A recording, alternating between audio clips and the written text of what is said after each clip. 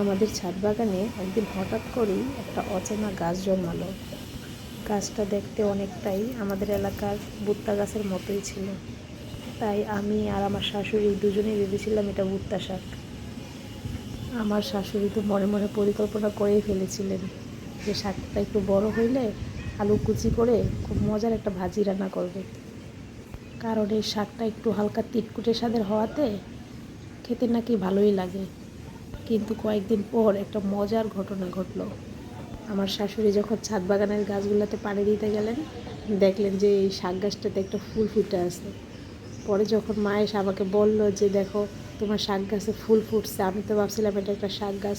পরে আমিও গিয়ে দেখলাম যে হ্যাঁ সত্যি তো, এটা তো আসলে ওই শাক গাছ ছিল না, এটা ছিল একটা ফুল গাছ। এটাকে পর্তুলিকা ফুল বলে, মিষ্টি কালারের একটা ফুল ফুটে আছে।